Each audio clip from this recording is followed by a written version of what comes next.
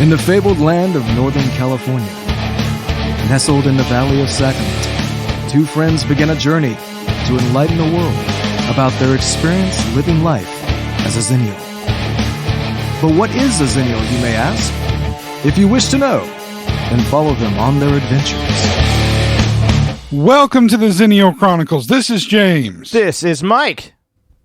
And everybody listening, this week we are going to promise, right, Mike? We're going to promise? Promise? We're going to promise to be able to put out the appropriate podcast that doesn't have like a huge, giant piece of dead air space that Mike forgot to edit out. I may or may not have made a very grave mistake last time. Thank you, by the way, to Rob, our internet guy, for letting me know as I'm talking to him. He's like, "Hey, I'm listening to the podcast," and I'm like, "Sweet." And he's like, "Yeah, there's this and this." And did Mike intend to leave this whole space where he's talking to his wife about a drill or something in there? And I'm like, "Oh God, he did."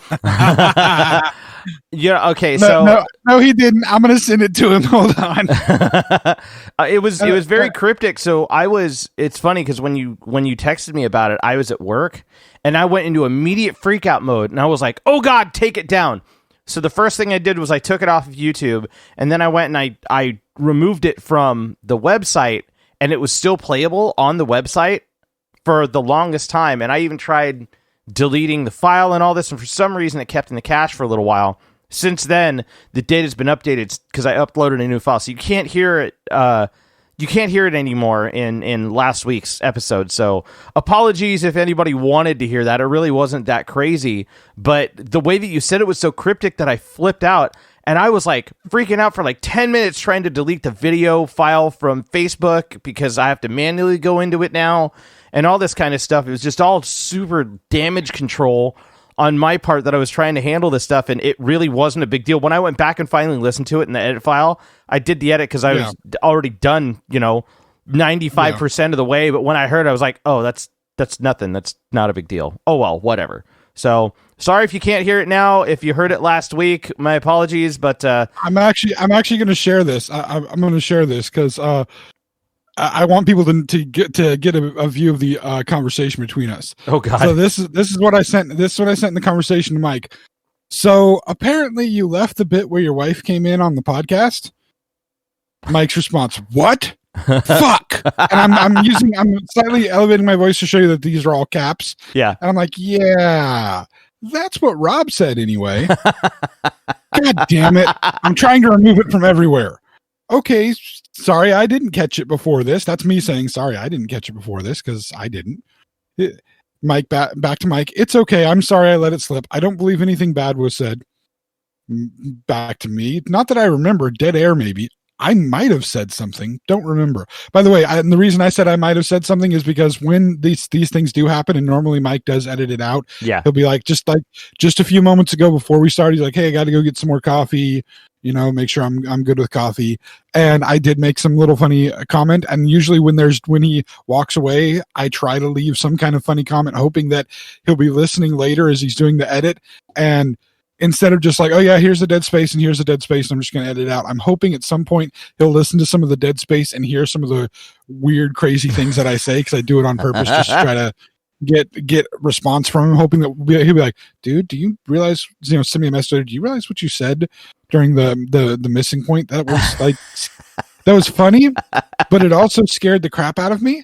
And so it's just my way of having a little bit of joy with things. Anyway, so again, I said, not that I remember. Dead air, maybe. I might have said something, don't remember. Back to Mike, but I'm trying to delete it from Facebook and I'm having trouble. Back to me. Why for? Because I already removed it from YouTube and the website. I'm going to re-edit it when I get home in a couple hours. I'm like, no, why for having trouble? God fucking damn it, because I apparently need to install an entirely different phone app and my fucking phone is out of space. Yeah, so I knew at this point though, knowing you as well as I know you, I knew at this point you were in the spiral like, "Oh my God, what's on there? Oh my God, what's on there? Oh my God, what's on there? What was said?" Yeah. We're gonna, I was freaking out. You're having this. So I'm like, so do it tonight, sir, from your computer. He, of course, being Rob, didn't indicate that anything bad was said. And seriously, this is the first issue like this in 2 years. Yeah. I'm not overly worried about it, sir. It's not like thousands of people are listening. Hell, not even hundreds. Well, but again, this is the potential of what could have been put there. And it's not like I expect either one of us to say something dumb. The conversation that I had with my wife was really like, it was not a big deal. She was looking for something to do something in the house. Like, it really wasn't a big deal, but part of me has been so adamant about making sure that this stuff is consistent. Yeah. And I will say my wife threw a little bit of shade in your wife's direction when I told her about the situation, because I'm sitting on the couch next to her as this conversation is happening, and she's like, "What's going on?" I'm like, "This is what's going on. Let me tell you." And she's kind of chuckling a little as I'm chuckling, like, "Yeah, these things happen." Mike's having a freak out, and I'm like, whatever, it happens. Might have said something stupid, but if I did, okay, whatever. I say stupid shit all the time. Right. And let me rephrase it. It's not stupid shit like the type of shit that your drunk uncle says at Thanksgiving that makes all the family understand why he has that flag attached to his car. It's the stupid shit where, like, I'll just say something that's just really, really dumb just to see how people react to it. And it's dumb. It's not like purposefully. Well, no, it is purposefully dumb. It's not accidentally dumb because I'm stupid. No, I'm just laughing, thinking, okay, I may have said something. I remember most of what Mike had said, and it wasn't a big deal. It was just, his wife was looking for a drill, if I remember correctly, because she was doing some kind of something. As we're doing this, I'm telling my wife's like, "So why did she even come in the room while he was on the podcast? Isn't she supposed to leave him alone while he's on the podcast?" I was like, "Oh, damn, you're throwing it down, aren't you?"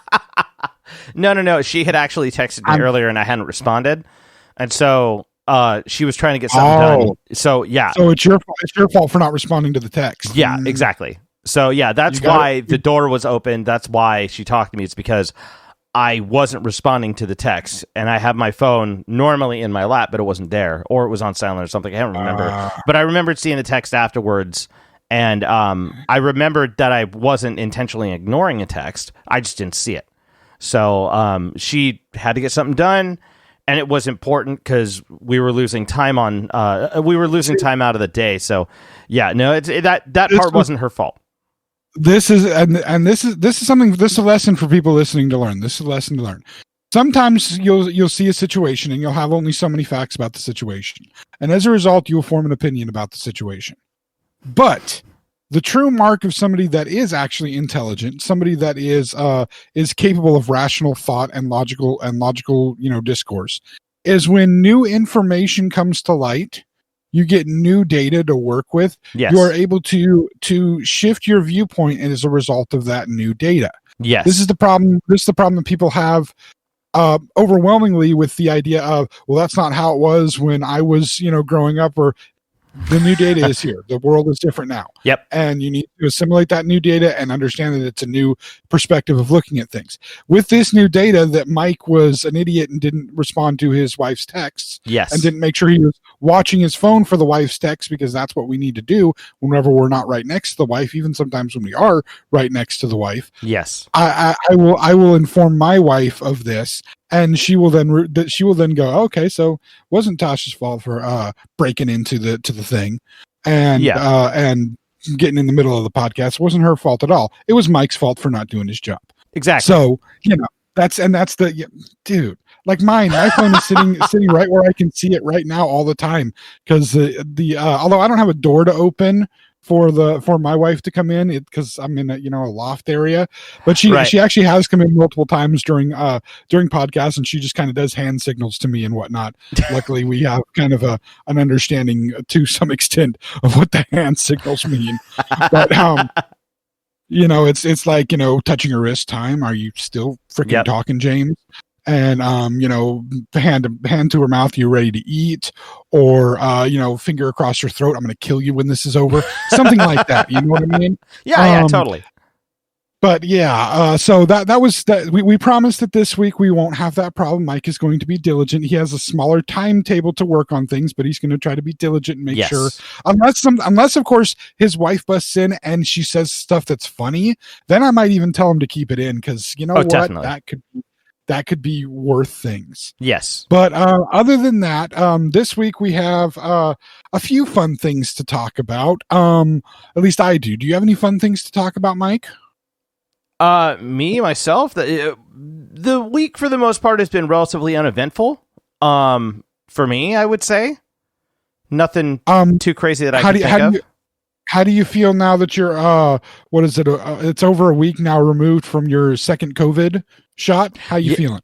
I feel great. I feel just fine. The second shot, like I said, it only knocked me out for like maybe a day and a half at the most.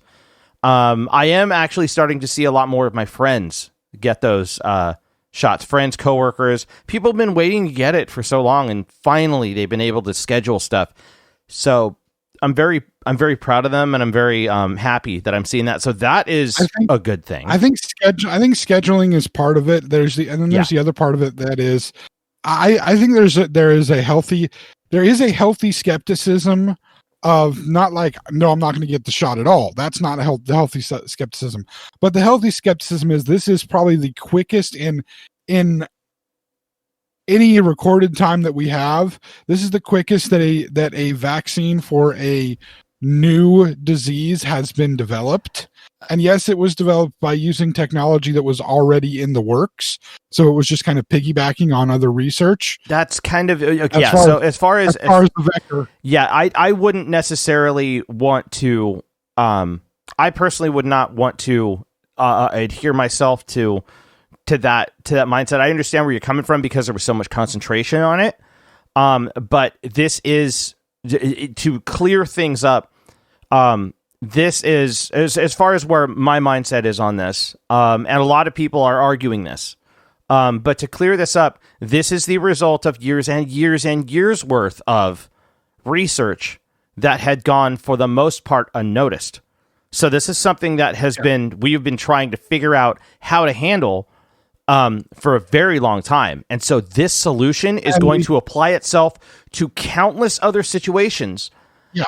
And this happens to work under this family. So it's not like, and because there's a lot of people that take the potential idea that this is, it's not even a potential idea. It's a false argument that this was developed in record time. It was not.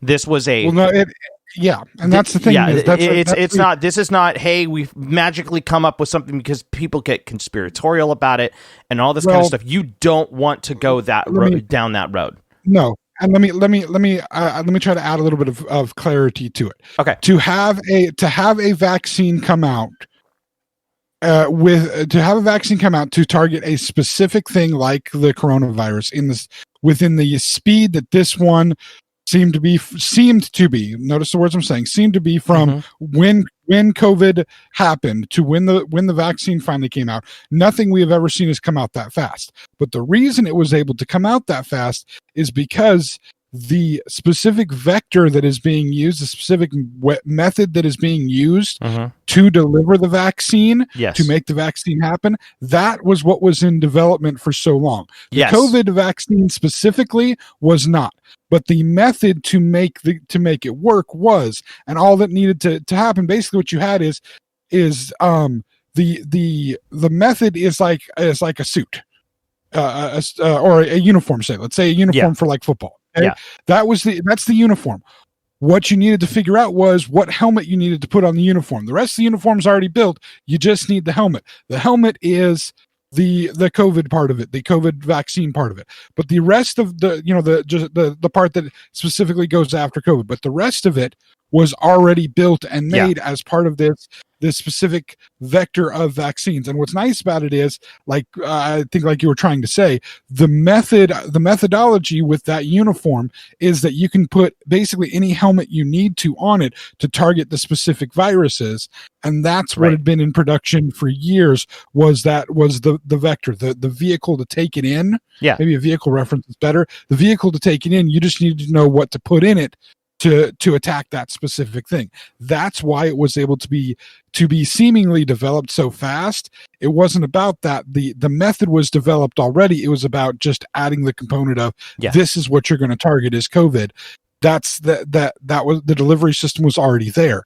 And that does breed, because people don't understand the science of it, because people didn't know that they'd been there was no specific disease they were working on this vector of vaccination to work. They were working it to try to be exactly what it was, easily adaptable to almost anything. You just had to put the hat on it and boom, it went.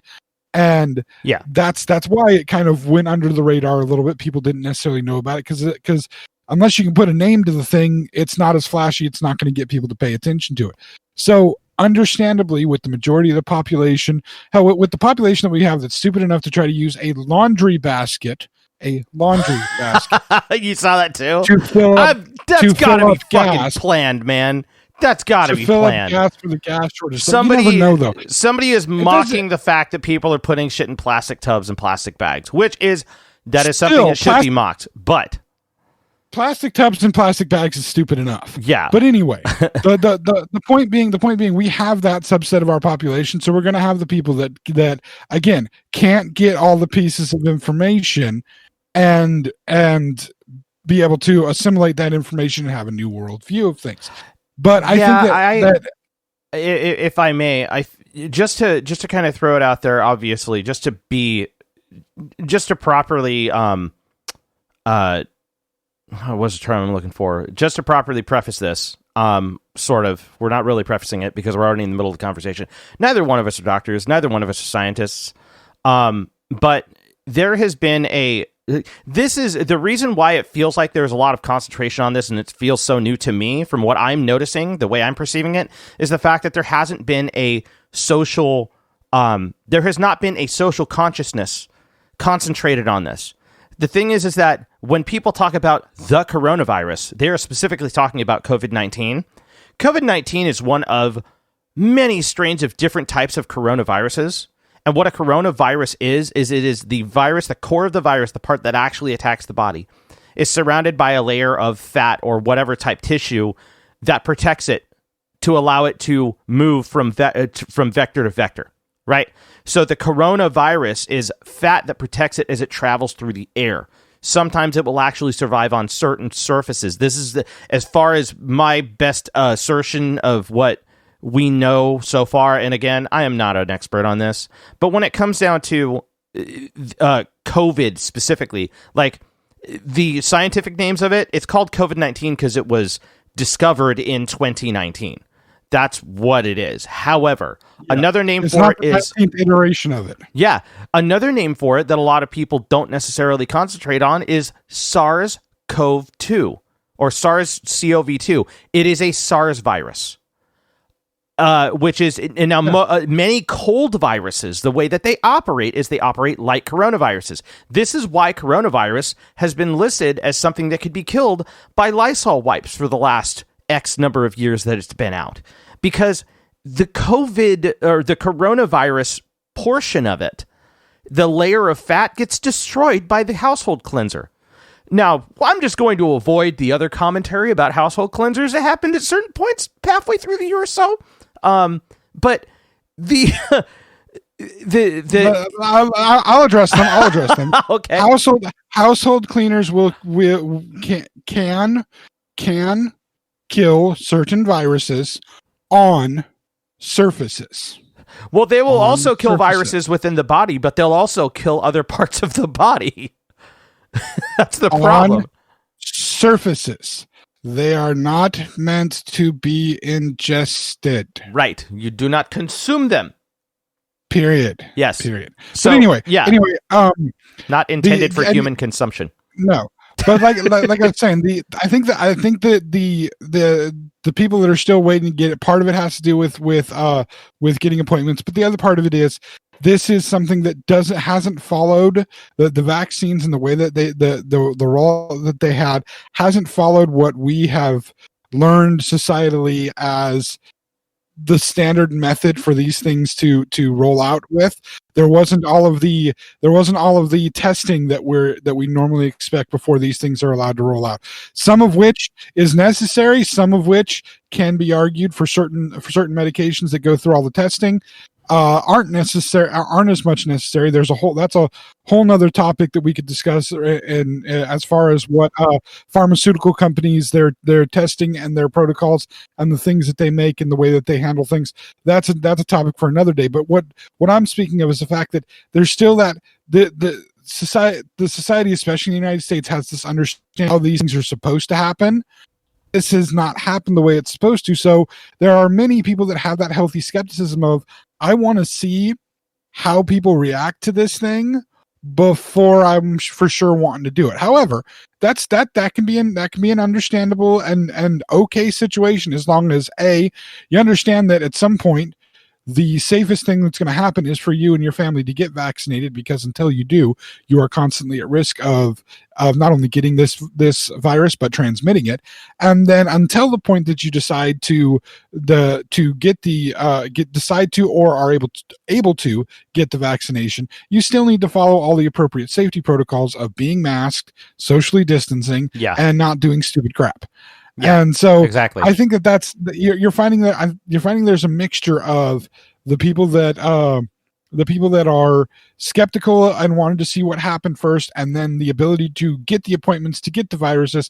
And you're also going to see a huge influx of it, seeing as the CDC has said that basically once people start to be vaccinated, the individual, state governments can start relaxing their stuff, because once you're vaccinated, basically you don't have to necessarily worry about being masked up as much anymore. Well, to a degree, because one of the things that I was having a conversation with another friend of mine earlier. The CDC said it that way. However, they did, but at the same time, there's the issues with variants too. We don't know what's going on because it's already starting to. It's been mutating for months. True, but I'm just stating exactly what the CDC said, which was a little early to be saying it, but whatever. Yeah, I agree with that. I think that we are trying to move into this situation way too damn fast. That's my personal opinion on the matter, and I'm sure that we agree. But it's at the point that I don't feel like it's at the point that it's safe. But I think it's because there has not been enough time for people to become comfortable with the idea of getting vaccinated yet. There are many people that are on the fence. I understand that, as long as the answer isn't straight, flat out no. Okay? Yes, agreed. And to be completely honest, the amount of people that have gotten vaccinated at this point, if there was going to be a problem, it's starting to show that there should be a lot more reaction. I can say to that. I can say I'm in the group. I am definitely in the group of my concern with the various vaccine rollouts was, again, I understood the science behind the vehicle that they created and the thing that they're putting in the vehicle. I totally understand the science behind that. Right. I'm good with that. But to me, there still was not enough testing to see if that worked that was made public so that we can understand what the testing was. And I'm one of those people that I want to see what happens. Now here's the thing. I understand that there's an appropriate amount of people that have bad reactions to anything. Yeah. That doesn't necessarily mean that it's an unhealthy thing. Just some people react badly to certain things. I mean, for all those people that have latex allergies, so are we going to completely do away with latex for everybody else? No, because latex products especially in a hospital surgery situation, latex products are very, very helpful in making sure that you don't have infections happening while your body is cut open. But for people who have the allergies, those are the people that we need to be concerned with about it. Yeah. People that have, I have a person in my family that has allergies to iodine. So they can't use I didn't know that was a thing. Holy shit. Yeah, can't use anything that has iodine in it to about the only thing that they can consume is iodized salt because the amounts are so low, and they need to at least consume that to get something in them. But there's various things that people have various allergies to that, again, we make sure that those people are okay with it, but that doesn't mean you eliminate the thing. There's various drugs and medications that people have allergic reactions to. I wanted to see, because there wasn't enough data published about how these specific vaccinations worked with the public. They weren't able to have large enough sample sizes for me to feel like I could really see what the results were. And yes, by this point, you have to be somebody who is skeptical for skeptical's sake, not skeptical in a healthy fashion, to not see that these vaccinations for the COVID-19 is they have the same rate, in fact lower rates in many ways, of many other medications and many other vaccinations. You still have a small percentage of people, and by small I mean under 1% of people, who have bad reactions to these things, regardless of what the vaccination is.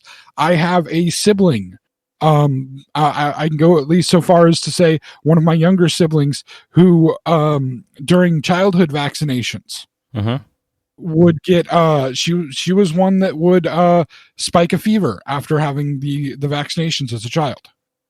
It would spike a big fever. What we didn't know until later is whenever she spiked a fever, it would also give her a seizure. It was not, now let me be clear, it was not because her body was having a seizure because of things in the vaccine.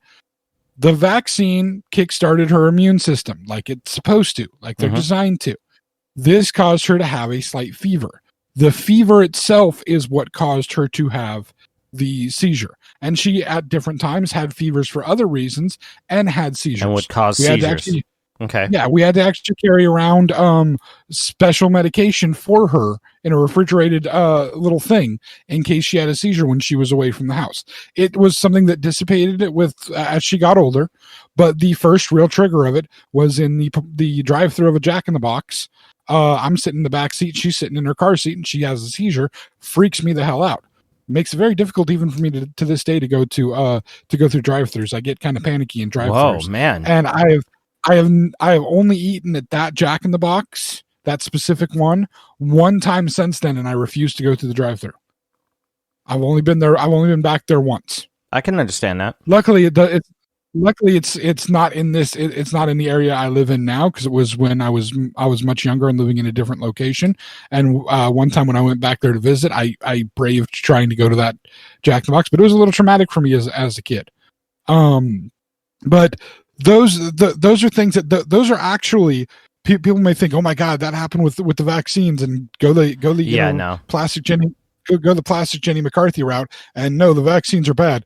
No, they're not. This is the standard type of thing. These are standard reactions that happen with vaccines. That reaction, having the fever and having a seizure, is a lot less of a problem than her getting any of the diseases that would have come from her not getting the vaccinations. And I can say that my, if I may, I find it really a bit of a, as you describe the situation, I find it a bit of a blessing in disguise, kind of, because had you not discovered that this had caused such an adverse reaction, it's not the vaccine that caused the reaction. You said it earlier, it was the fever that caused it, and the fever causes seizures, but you didn't know about the fever itself causing those seizures until you were on high alert because she had a vaccine. So and it was you're trying to take trying to see the silver lining in the situation. That is a good silver lining to take from the situation. The fact that we were made aware now that we had to watch her with her temperature and make sure that she kept her temperature down. And when she had children of her own, she had to be sure to watch them with their temperature and try to keep their temperature down. That's what it's the medical awareness of that was caused by that situation. I think it's great. That's sucks to go through. Definitely, man. I'm sorry about that, but that's the right thing to take away from the situation is that there are some people who would have been freaked out and, oh, I'm never going to vaccinate my kids again. Guess what? That one sister ended up getting all of her rest of her vaccines throughout her childhood, and the other sister that happened after her also got all of her vaccines. Why? Because they are still, it was better to go through those few moments of that happening than any of the possible diseases that would have come from not getting those vaccines. There's still there's an understood risk anytime you have anything medical done that it either A, may not work, or you may have adverse reactions to it. Keep in mind, there's an understood risk every time that you step out of bed in the morning that something might happen to you. Every time you step out your door, every time you, heaven forbid, get in a vehicle and have to be on the road with idiot people that you don't know whether they really know how to drive that vehicle or not. Moreover, you don't know if they care about anything beyond themselves or not. There's or if they might have a medical problem right in the middle of everything. We never know when any of these things are going to happen. That's why we err on the side of caution. However, again, my mindset was not I was never going to get the vaccine. My family was never going to get it. My mindset was, let me see how the population does with it first. Yeah. Let me see if because there was multiple different versions of vaccine coming out. Let's see how people deal with it. Let's see how if there's one that looks like it doesn't do as well, one that looks like it does better, yada yada. Let's see what happens. And I think that there was a lot of people that were kind of like that as well, thinking in that same vein of, I want to see what happens with the population first, and I want to see longer than just right after they get the shot. I want to see a couple of months after to see if we can see anything that develops. Now, admittedly, we're still not going to know if there's any side effects for possibly years after, because sometimes medical side effects for things can happen instantly. Sometimes they can happen years and years down the line. I think we've had the discussion on here a long time ago. We did a full podcast, I think, on vaping. And one of the things that I'm still an avid vapor, and one of the things that people will talk to me about, interestingly enough, never doctors, but people will talk to me about, especially, and in this case, it's people that are either smokers or people that absolutely hate smoking and see vaping as the same thing as smoking. It's those two groups, those two are diametrically opposed to each other. Right. But when it comes to vaping, they both hate vaping equally. And that's they're weird. Like, well, what have studies said about vaping's effect on the lungs? I've seen things. I watched an episode of Grey's Anatomy where some kid's lungs were destroyed by vaping. My least favorite episode. It pisses me off every time it comes on. My wife changes that one because she knows all I'll do is yell at the screen for all the idiot. Okay, hold on. If somebody is using an episode of Grey's Anatomy as the basis for a medical diagnosis, they need to stop having that conversation immediately. Actually, I just want to say episodes of Grey's Anatomy helped me get through medical terminology and anatomy and physiology. Just want to let you know. Okay, well, that's understandable, but at the same time, that's like using CSI as a basis for federal investigation and forensics. I'm just saying I know what bradycardia is because of the way that they say it on Grey's Anatomy. That's understandable. I totally get that, but at the same time, like. What I find really funny is the fact that it's the problem that comes down to it is the opinions of the writers that go into this. Like, they're not taking medical factual information and actually putting it out, especially with the episode that you're talking about. So, well, they're taking some, but. And there's some. Anyway. There is just to be real here. There is some embellishment that happens because it's a dramatic television show. It's not a documentary on, and even so, like some documentaries, people are arguing that this is a whole different kind of rabbit hole that we could go down. But the thing is that it's kind of pretty inherent in most television shows that if you're using something like that as a basis for fact, you should probably do a hell of a lot more research to make sure that something is actually fully, completely true before you adhere yourself to that ideal. Because people can throw certain types of drama and embellishment into these types of platforms. But the funny part is I see a lot of people referencing television shows and other opinions of other people. It's the same thing as meme sharing. You know what I mean? In that, it can be, yeah. In that mindset, like, you got to be careful about that kind of stuff. Some of it can be very educational, which is good. I'm not saying that, you can't learn something from Sesame Street or from Grey's Anatomy or from hell. I've learned crazy things about from like cartoons and shit from back in the day, you know? But as far as that is concerned, you have to take that in its own. You have to take that bit of information on its own, separate from that, and not necessarily use it as a basis for truth until you actually legitimately find some kind of legitimate proof. You know what I mean? Well, and typically when I'm having this discussion, I'm having with people that have heard things from other people. They've not actually looked at all the real research that has been done, independent, by the way, research that has been done as far as vaping goes. But the one thing I will concede to them, and it is I'll give them this piece of information, that piece of information. Then if they're smart, many of them will come down with, well, there's not been any long-term studies to see what the long-term effects are. And my response to them is, you know what? You are entirely right. Vaping is still such a new thing in society that there are no long-term studies. Yeah. So I will admit that I completely understand that. There's long-term studies on what smoking can do. Yeah, it's been around for centuries. It's been around for eons. All over the place. Yeah. But there are no long-term studies. So yes, I understand that. I am still choosing to follow what I see in the current studies that have been done and what has been shown to currently be happening, understanding that 20 years from now, we may see long-term studies that show that it's done all this. Then I don't get to whine and cry about, well, if I had known all this before, I wouldn't have done it. True, I probably wouldn't have, but I also knew that was a possibility. I'm intelligent enough.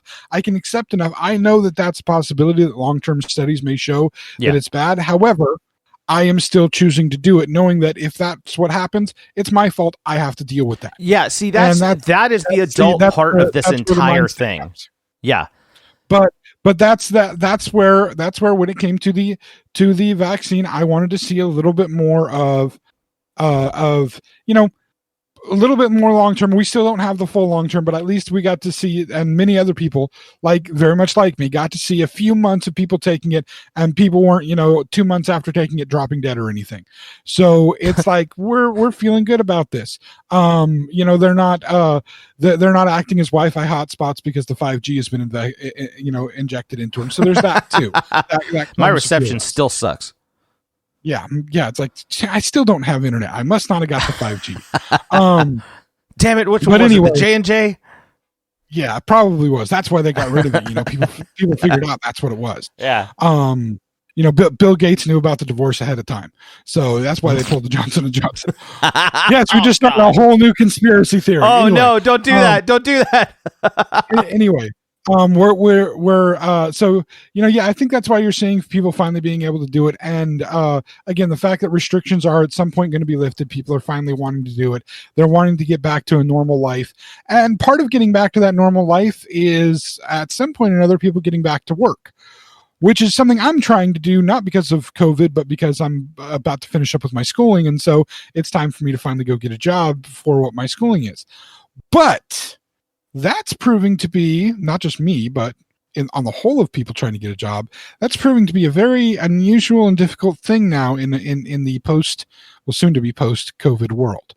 And we're going to take a break here because we're at our normal break time. When we come back, we're going to talk a little bit about my kind of journey through job searching, and then our friend and listener Rob, who told us about Mike's mistake in last week's podcast, actually suggested this next topic, talking about how the job landscape is looking entirely different in this again soon to be post COVID world, and how major changes might be on the way, and if not, other major changes might be on the way. I guess it's the best way to put it. Anyway. We'll take a break, and when we're back, we're going to talk about jobs. All right. Hey, friends, this is Mike from the Xennial Chronicles reminding you to subscribe to our YouTube channel. You can also follow us on Twitter and Facebook at Xencron, spelled Xenchron, to keep up to date on all things TXC. And please check out our official website, theXennialChronicles.com, or if that's too much to type, Xencron.com. Thanks again for listening, and now, back to the show. And we're back, everybody. All right.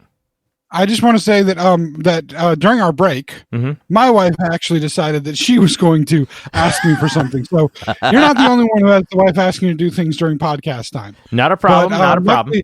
Apparently, she was standing because again, I'm in a loft situation, so there's a room down below me that has all of our like reptiles and stuff in it. Which it also doubles as my wife's kind of sewing room, right? So she can sew amongst the lizards. I don't know if that's like sew amongst the lizards. So there she is sewing amongst the lizards in her natural habitat, which actually really is, it very much is her natural habitat. Wonderful. But anyway, she was basically standing down there waiting to hear us go on break, and then the moment we're on break, I hear, "Hey," I'm like, "You talking to me?" "Yeah, you on break? I just started one." She goes, "Yeah, okay. I need you for something." I'm like, "Were you just standing down there listening and waiting?" "Yes, I was." I'm like, "Damn, that's good. Well done. That's well good. done." Unfortunately, I can't do that because I have the room. I have my room. My door is closed in my room because I'm in a small bedroom, and I can't see. I mean, what you can do is check your phone. I can't. Shut up, James. Which, by the way, you might be right. As I was coming upstairs, I was able to fill in my wife. Yeah, it wasn't his wife's fault. No, he didn't see his phone. She had sent him a message, and my wife just like shakes her head and looks at the ground like, "Oh, you idiot." So yeah, she knows. Hey, I know the mistake was mine now. The mistake was mine. We're back now. We're back now to talk about jobs. I know one of my biggest jobs is to give Mike shit continually. We need to keep him humble. I don't know why, because he's always humble, but we just still need to keep him there. But anyway, jobs is what we're talking about, and I'm going to start with the fact that I just recently started doing the job search thing again after. Dear God, it has been 13, 14 years since I've done any kind of job searching. Wow. And close to, because I mean, the job I had previous to going to school was a job that was I was just given the job, you know what I mean? Mm-hmm. I mean, you know what the job is, but I was, and I can describe it to some extent. I was doing in-home care for 3 special needs children.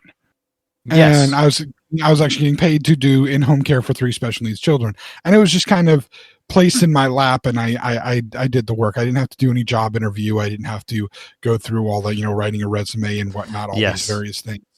And so this has been a fun new experience as and I've discussed a few times about some of the things I've been doing for my college experience, finishing that up. I think we discussed a little bit about some resume building and whatnot back a few months ago. And it's been fun to try to navigate the new world of this. Last time I was actively kind of looking for jobs, things had moved on to the digital realm of applying for jobs, doing all the job applications via the internet, not actually doing physical paper applications anymore. Which I admit, I do miss the days of the paper application, but not because I'm like pedantic and need to have the paper to write things down on. One of the nice things about the paper application was you physically had to pick up the paper application, usually from the location that you were applying to, and then you filled it out and then you dropped it back off. And I felt that was a way to kind of edge your way into a job and give yourself a better chance to get a job, especially if you're somebody that didn't necessarily have a lot of job skills. Mm-hmm. Starting out in entry-level positions, you typically aren't going to, at least back, entry-level positions have even changed since I remember job searching, in the sense that they're requiring you to have a certain level of skill before you even get an entry-level position, which is ludicrous to me. Entry-level position, the entire point of it is you're unskilled and we need to mold you and make you into what we want you to be. And that's one of the things I loved about the old way of, I mean, I remember being, you probably remember it too, maybe you do, maybe you don't, but I remember being 18, 19, 20 and trying to get my first job and going around to every place that I could possibly think of and getting the paper applications. You had a clipboard with you. You get a stack of the paper applications. If you had a smart person telling you how to do this, they had you get, at least one location, they had you get two, if not getting two paper applications at every location. Just because if you screw up on one, it's going to look a lot better for you to start another one than to try to white out anything. And yes, people, that meant writing it meant we had to white it out. But this is the key. You had one that you filled out that was your master copy. Of everything, so that as you were filling the new ones out, you didn't have to worry about the, getting anything wrong or making sure you had all your references and their phone numbers, because you couldn't just look them up in your phone. You had to actually have a phone book that had them, a personal phone book or a personal phone directory that had their numbers in it, because we didn't have cell phones that had everybody's numbers in it at that point in time. Yes, this is the old school way of doing things, but what was nice about it is the point of contact moments were what was nice about doing that. And I in person, I can be a very, very personable person. I know how to say the word person a lot. There's that, but I also am really good at interacting with people. I can keep conversation going. I can start conversation. Sometimes I have trouble ending them, but I come off as somebody that is very good at getting to know people and working with people. And when you had that point of contact going to pick up the application, this gave you multiple times. You went in and picked up the application. From the moment you walked into the establishment to going up to asking about picking up the application to leaving, all of those moments were moments that you're basically on display. You are, in a sense, selling yourself to get that job during those moments. Yeah. And every single action that you do is part of that. They see whether you're somebody that is patient and considerate, or whether you're demanding and insistent and impatient with things. How you talk to the various people that you encounter while you're there, asking somebody for an application, asking them about it, whatever. Then you go and you fill the application out. You bring the application back. Back then we were taught, at least I was taught, asked to speak to the manager, whoever the manager is, give them the application. Because again, this is your opportunity in an entry level position. You don't have any skills. You may be just out of high school, or even still in high school, in college, whatever. You may not have any work experience or very minimal work experience. Your purpose at this point is to try to convince them that you're somebody that they want to take the chance on giving the job to. And the best way that you can do that is to put your best self on display for those moments. And you have to understand during that's the self that they expect to see every day that you're working. So you can't just give it to them then and then be a total, douchebag when you come to work. You need to understand that's the persona you have to have while you're working, to be able to get them to have the faith to give you the chance for that job. And I love that, because I could do that. I could convince people that this is the guy that you want to work with, especially in customer service. You worked with me in customer service. That's where we met. Yep. Customer service was like my skill point. I could put people at ease with no problems. We could have discussions about things, whatever. That's a really good area for me to convince somebody to hire me. Very, very simple. I loved that. I miss having that, because now it's so cold. It has leveled the playing field, but it has also made it so the people that don't have that kind of personality have a better chance of getting jobs now. But I also think that it has made things focus so much more on possible skills that people have already attained, as opposed to the potential that each person has. And that's that's where I see some of this shift. But in my personal experience, again, I've done some of the online stuff before. Have you done the online applications before? You've done a lot of that, because you've been pretty steadily employed for years, but it's been at a few different places. Yeah. I have done the online application thing. I did one. Oh man, it was just funny enough. It was like just at the beginning of 2020. I had gotten in and done some applying. I'd done I was looking for supplementary jobs on top of my main job, which was part-time. So I needed other stuff to do. But a friend of mine for years had gotten an in at a stagehand company. So I had gotten in with them, and they had me do the online application, and it was very different than your standard. I had most of the jobs I've had that have kept steady at. I would have them for a number of years. Like the last one that I had before I more recently moved on to this one, which this one was, it was an independent place. It was a small business. So they had me legit, type up a resume and all that kind of stuff.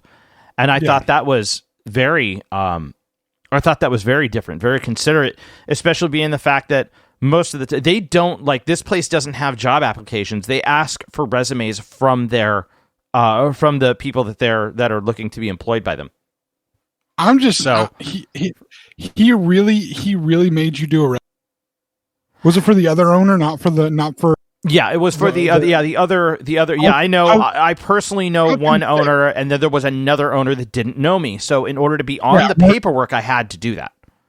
We don't. I don't know that we necessarily have permission to name him, but you've known him for years. I know him a bit through you. Yeah, and not well enough to, like, if I was to see him. It was just if I was to see him, he wouldn't know who I was. I don't know him that well. I was like, I'm Mike's friend.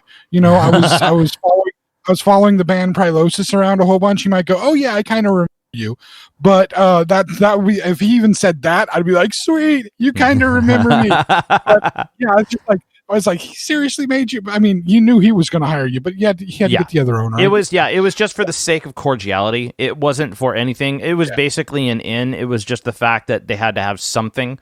And they request resumes from all of their potential employees, which is good. But the job that I had looked for before that required, it was funny because they required a digital resume attached to an online application, which was a little different. And that was the first time I had done, I think, a full online application. Every other place I went to, it was either paper or I applied at the facility itself. No, now that I think about it, I take that back. The last job I had for like a decade, the main part-time job that I had for like a decade, that was, I think that was an online app as well. Because they have been doing, online apps have been around for a long time, but they have been, but it's so few and far between that that most of us have the encounter with online applications because most of us have a job for a long period of time. And thanks. No. I'm saying that. And speaking from our generation, we're in our generation. I'm 40.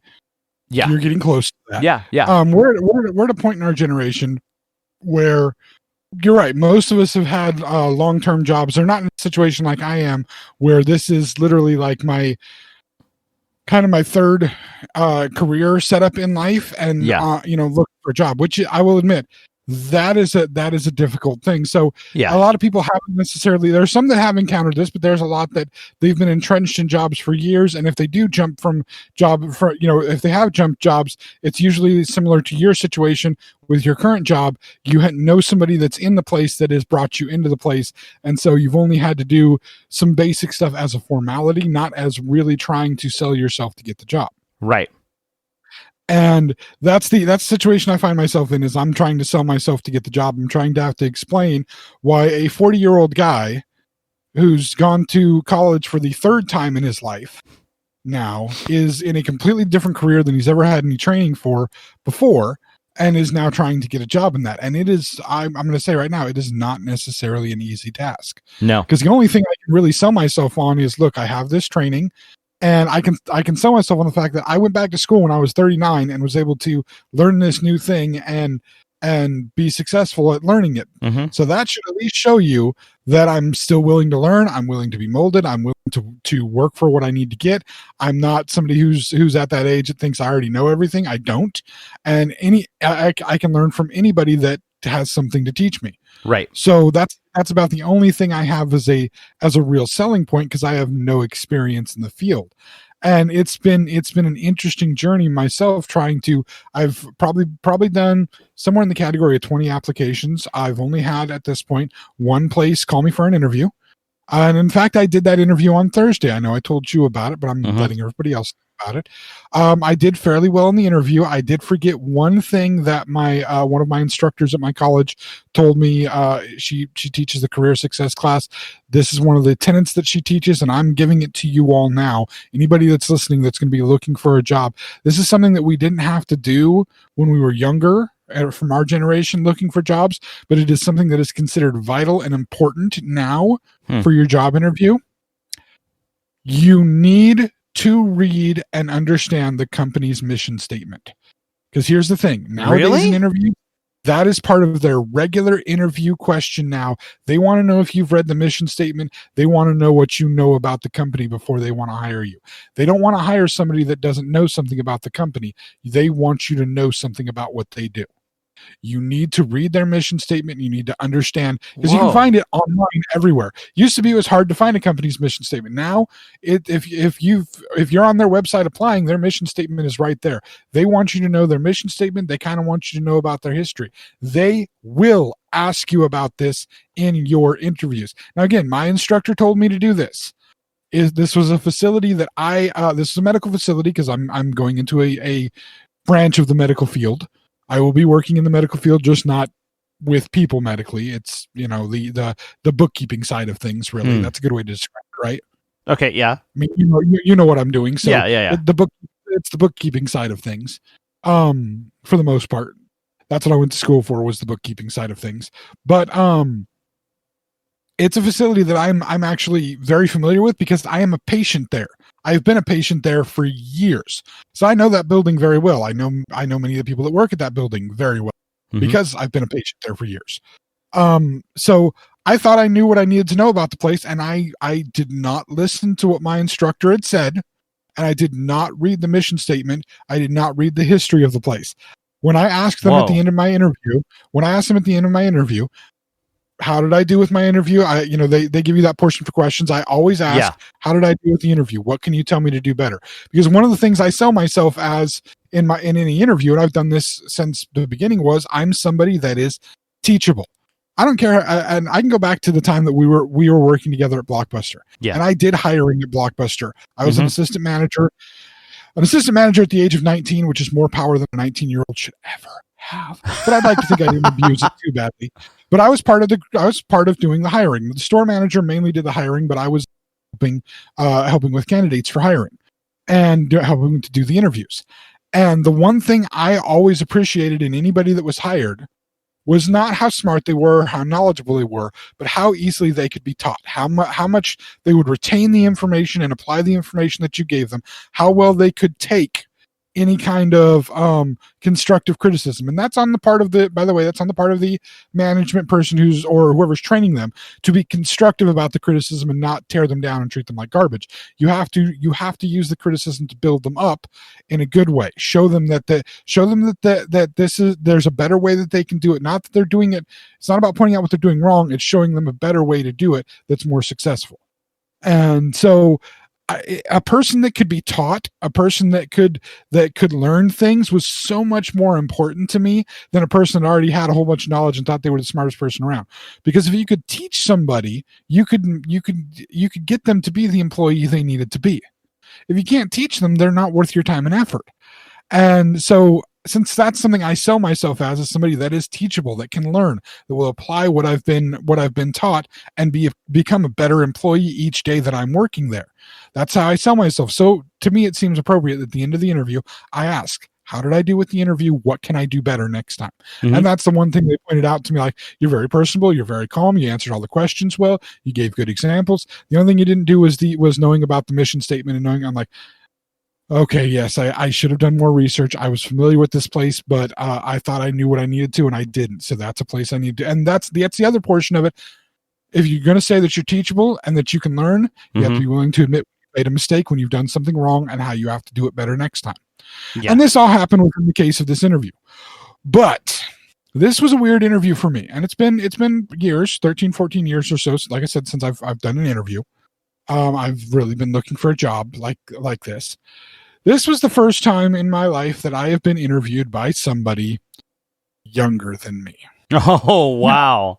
No, they weren't. The two people interviewing me weren't that much younger than me. The woman might have been about the same age as me, maybe a few years. The man that was interviewing me, he was probably about 5-6 years younger than me by the look of him. But yes, this is the first time I've ever been interviewed by people that were visibly, at least to me, younger than me. Wow. And I look like I'm older with the white and the gray and the beard. And I will admit, it was a different feeling than I'm not saying it was a bad feeling, but it was a different feeling because I wasn't as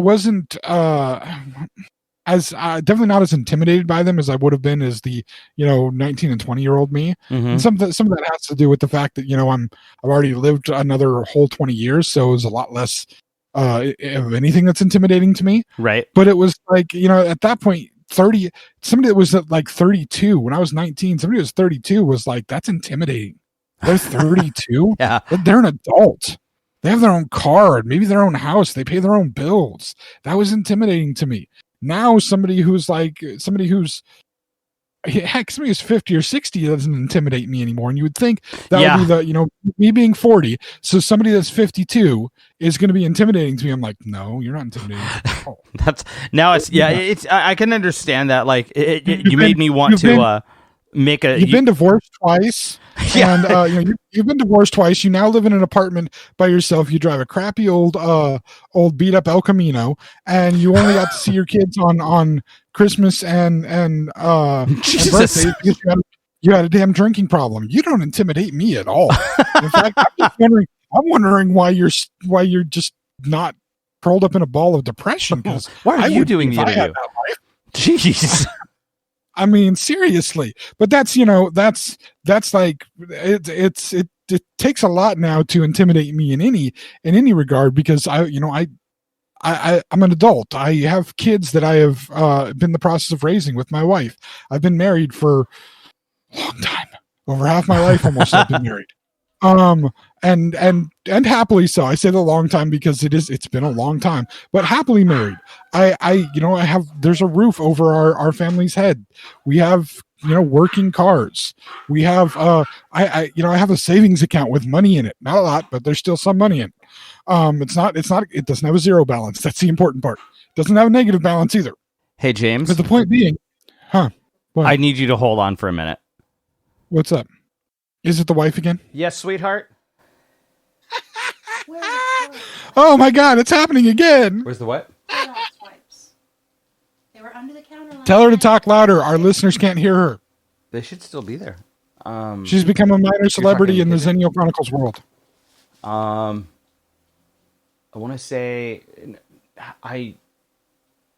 Mike's ignoring me right now. I used him yesterday morning. My wife is here, sir. I will ignore you, and I'm keeping this in. Oh yes, you have to. You have to. Tell her I said hi. I can't remember. That's okay. I know I pulled it for the. I know I used it to clean the kitchen counter. But I don't. You put them back after that, and now That's what I thought. I don't know. Ask one of the dogs. I'll keep looking. No. Adam knows. Adam knows. Yes, you have to keep this in. This is brilliant. That's staying in. 2 weeks in a row. This is great. This has got to become a thing. This has seriously got to become a thing. She while the dog was, I might keep the dog barking in there depending on how distracting it was. She walks in. You're still in the middle of what you were doing. I had to shift my attention away, and my head just went into my hands. After all of that. Like shit, James is never gonna let this go. No, he's not gonna. James will not let this go. All right. Never. Anyway. She didn't even text me this time. So that one's on her. That one's on. This is fantastic. Oh, that's wonderful. So when Rob sends me the message this week. You'll Like, hear it. hey, he left something in again. I'm like, nah, keep listening. Post something in. This is great. This is gold. Anyway, it's unavoidable, man. The chaos is unavoidable sometimes. What can you do? By the way, I want to add that this was an in-person interview, but many interviews are being conducted via like Zoom and all these other different platforms to do online interviews and whatnot. Yeah. In fact, funny enough, there were 2 people actually physically there interviewing me, and they had a computer set up for Zoom for somebody else to watch the interview. They never commented, but they were watching the interview the entire time. Dude, which is also really weird. I had a doctor's appointment that was kind of like that. They brought in my doctor brought in a like a cell phone that the screen was shut off, and I was talking about, oh well, I've got this or blah blah blah. Whatever. It was just this basic checkup or whatever, right? But they're like, okay, so we're going to have somebody, and they're going to be listening in and basically typing down what's happening. So it's like, it's not an orderly. I can't remember who it was, but what they were called. It's a transcriptionist. Transcriptionist. Yes. Thank you. And they actually they've had them. They for a while. Some of the doctors are having them come in the room with the computer. Yes. Typing the stuff up, but now that means that they don't have to be in the room with you if they're doing it. Typing. They do it mobile, and it's great because it's just a phone on a stand that they stick on the counter, and if necessary, we just have our conversation and they write it down, and that's it. They type it down, but they're doing it. You can't even see them. It's like they're not even in the room, but they don't. It's the fact that it's remote like that feels more. It feels easier, I guess, to have the conversation with your doctor without somebody standing there typing onto a computer. Because I've had that happen before, and it's nuts. I feel it's a little I don't know, it's a little weird for me still, but then again, I'm the one that is less embracing of all the technological stuff. That wants the cool shit, cool shit of the technology, but doesn't want the Actually, I don't want to put it in the sense that I don't want the Big Brother aspect, because I know he's a conspiracy theorist guy. I'm not. No, I'm really not. But, no, man, everybody wanted fucking flying cars. They didn't want personalized push notifications. Interaction. And this was weird. I'm sitting in a chair, and off slightly to my right is the 2 human beings that I'm speaking to. But directly in front of me is this desk with this computer. And it's a black screen because it's like a Zoom meeting. It's a black screen and my little picture in the bottom right hand corner of my thing. And I'm like, okay. And I'm talking to the real live people, but occasionally I'm glancing back at the laptop. This is just freaking weird to me. It's so weird to have this happen this way. And I'm pretty certain I didn't get the position, and most of that is because I lack for that specific medical place that I was applying to, I lack a key skill that is necessary. And again, if there's anybody younger listening to this, I'm sorry for all the cuss words, but you're gonna have to deal with them eventually anyway. And your parents shouldn't have let you on their YouTube account, because if you're a kid, you shouldn't be able to access this. Speaking of YouTube, subscribe. Yes, please do. But it is imperative to try to learn a foreign language. And if you state of California, don't be like me and think, I don't want to learn to use. I'm going to go to college and learn something like Latin because it's a dead language. Guess what? They don't even teach Latin at college unless you go to like religious school, like Catholic school. Then they'll teach you Latin just so that you can be more Catholic. They stopped teaching Latin in college? They stopped teaching Latin in college back when we were in college. You know why? It's a dead fucking language. Nobody speaks it. The only time you will learn Latin is typically to read it, not much to speak it. And that's if you do like archaeological studies and certain anthropology classes. Otherwise, there's a lot of applications for Latin. Not really. Other than 2 of them. There's being Catholic?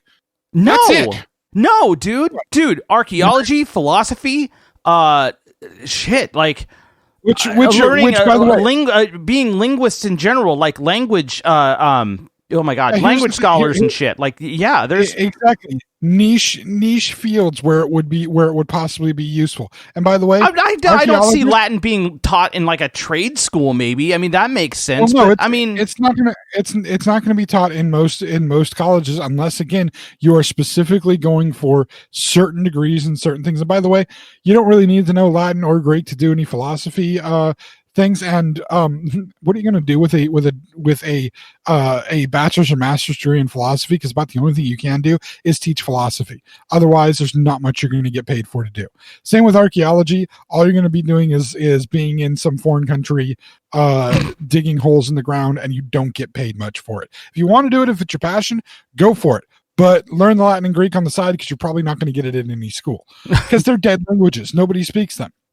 If you live in the state of California and you want to be able to get to be better employable, take Spanish. Even if you don't want to, it will help you get employed, because California has a large number of people that speak Spanish. It is a useful thing to have. You've heard it here. You've heard it here from James. If you live in California, learn Spanish so that you can get a better job. However, yes, if you have an interest in Latin, fuck you. Basically, yes. Unless you're Catholic. Unless you want to be a priest, unless you want to be a Catholic priest, then go learn all the Latin you want to. That's where it's useful. If you're going to do exorcisms, Latin is good to know. But yeah, as far as the majority of normal people who are not archaeologists and philosophers and priests, really learn some Spanish, because that was a mistake that I made, not learning Spanish, not taking of it, that I can't. I'm not bilingual. I'm barely monolingual, but I'm definitely not bilingual. And as a result of that, open up a Rosetta Stone, man. Go for it. I can. Yes, it's something that I'm going to have to learn at some point, because it will be useful. But it is not a skill that I have currently. It is time I've wasted by not learning any other foreign language. Or any foreign language, not other, but any foreign language. As I've said before, I've said to you before, I say to many people before, I can look at a menu and order food by reading Spanish, Italian, French, and German, and know what food I'm getting, at least know what part of the animal I am eating. And I'm okay with eating, because there's certain parts of the animal that, as much of a carnivore as I am not necessarily okay with eating. I'm not really a fan of most internal organs. There's a few I'm good with, but most of them I'm kind of like, nah. Not my thing. Not a Menudo fan, but, huh? No, the band or the food. He took it. Ricky Martin's okay. Ricky Martin's okay, but yeah, the band or the food, not really. But anyway, the point being, learn some Spanish, people, because I'm pretty sure I would have had a better chance at getting this position if I was bilingual, because there is a large Spanish speaking population that uses this specific health clinic as their point of access for many things, not just doctors, apparently. And there's reason behind that. There's a history behind this place that why it was built originally. It was actually originally built as a place to help with migrant farm workers in the North Valley. Something I didn't know. Part of the mission statement, that if I had read all the mission statement stuff, I would have known, and also probably would have helped me get the job. So people, listen, learn to speak Spanish in California. This also applies to, if anybody's listening from Arizona, New Mexico, and certain parts of Texas. Learn to speak Spanish. 1. 2, read the damn company's mission statement and know their history before you go into the interview. Fair. That's fair. This is something like when you applied for Blockbuster, it was like, I like movies and you guys do movies, and my family's rented for Blockbuster for years. Yeah, you're hired because you know movies. Right. That's all we needed to know. We didn't need to know the history of Blockbuster. We later, you and I both later found out the history of Blockbuster, and we did a podcast about it. True. But we didn't need to know that when we got hired. We just needed to know they did movies and we know movies. You're hired. The mission statement thing is blowing my mind. I am very where do you have to like deep research and Google that? Well, I mean, Googling isn't necessarily to a degree. Seriously, but any company, any major company that you're applying for. Now, the place you're working at now, smaller place, they have what, 2 locations now? Place you're working at now? They have 2 locations? Yeah. So this is a smaller place. This is, not going to have the same, they probably do have a mission statement of some type, but it's not going to be the same type of situation that you're going to have when you're looking for a job at any kind of major big corporation nowadays. Yeah. And that's where you find it easy, man. You Google the company. Now, a lot of times you're either going to be applying for your jobs nowadays on a job search site. Yeah. Which I'm not going to name any of them off because none of them are paying us to drop their name. No endorsement for job searches. If they want to pay us, we'll drop their names. But there's people are going to be looking either on job search sites, and sometimes when you're on the job search site, you can click on the you get the job alert that they're hiring for this, and this, the job you're looking for at this place. Sometimes you can apply directly through the job search site. Okay. So they have an application already set up, and it submits it as part of the deal that company has with the job search place. They have their own set up application. Some of them, when you click to apply, they will actually send you to the main website of the company itself. A few of them you actually have to register into that website, get a login for that website to be able to apply for jobs. Even though you're not an employee, they want you to be able to have a login to apply for jobs, which is another hoop you have to jump through. You can apply directly. So when in those situations, the upside is if you're already on the website of the company, on all of these companies' websites, if you looked up a main website for McDonald's, right? Place that I've worked. Yeah. A place that I don't know if you ever worked in a McDonald's. If you looked at I worked like a Burger King for like 2 weeks, I think. That's almost like working at Hollywood Video. But it was only 2 weeks, so I don't feel bad. I don't hate you that much. Anyway, go to something like Home Depot, another place that I worked in the past. If you go to their main website, not their sales website, but like their main website, their headquarters website, they will have a mission statement. Even some of their sales sites, if you go to the About Us, you'll get a mission statement about them. They want you to know the mission statement. That's interesting, man. The reasons around this are they're trying to hire people that are more aligned with the ideology of the business nowadays than just hiring people. I firmly believe it's kind of a con they're throwing on you. They really don't care if you're aligned with it. They just want it to seem like you are aligned with their mission. But I think more what they're looking for is that you've researched the company that you're working for. They want to see how well you've researched it and looked into it, as opposed to just, well, it's just a company I know, so I figured I'd apply for it. They're seeing that as a metric of you being more dedicated to the job search. If that makes sense. I can understand the logic behind it. I am shocked at that being a particular request. That's very, I don't know. There's something I find very interesting about it. I don't know what to think about it, though. I don't know fully how to react to it. You know what I mean? Because it's a weird new reality that is, again, something that I was instructed in my class, in my career finding class. This was something that you needed to do now. Yeah. This is something that they were expecting from you. And it's like, wow, this is a whole new way of looking at jobs. Well, the funny part is it's not entirely unreasonable when you really think about it. If you're trying to apply for a company, you should probably know a little about the company and what their purpose is. That's what the mission that's what the mission statement is. That makes a lot of sense, but at the same time, depending on who the company is, to request something like that when somebody is applying for a job in a certain profession, and here's the other thing to think about. I'm back and forth on it because, again, like I said, it's not unreasonable, but at the same time, it's strange. I am confused by the expectation of somebody who is not already within the company to know that much about the company. Well, I'm not sure if I'm back and forth. This is some of the societal change thing. This is something that is being taught more to the younger population and was not taught to us in the way that we applied for jobs and we did jobs. We were taught to sell ourselves in the way that we filled out our applications, make sure everything looked perfect, the way that we interacted with people when we went into the store about the applications, how and when we would check back on our applications, because that was a big deal. And so there's so much. Again, this is part of the shifting way of how the world works.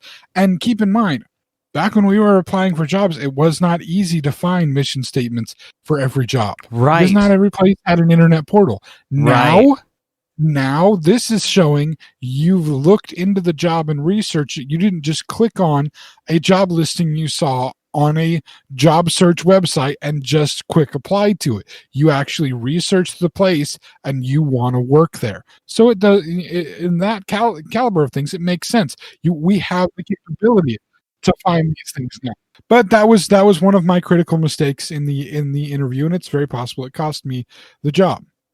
But it's a funny time, other than my own personal search with this. It's a funny time to be looking for work right now, because we are having a shortage of workers throughout the United States. Not as bad in California as it is in other places. Right. But we're having a shortage of workers in the United States. I have a question for you, because I have strong opinions about this, and I don't know if this is where you're going with it or not.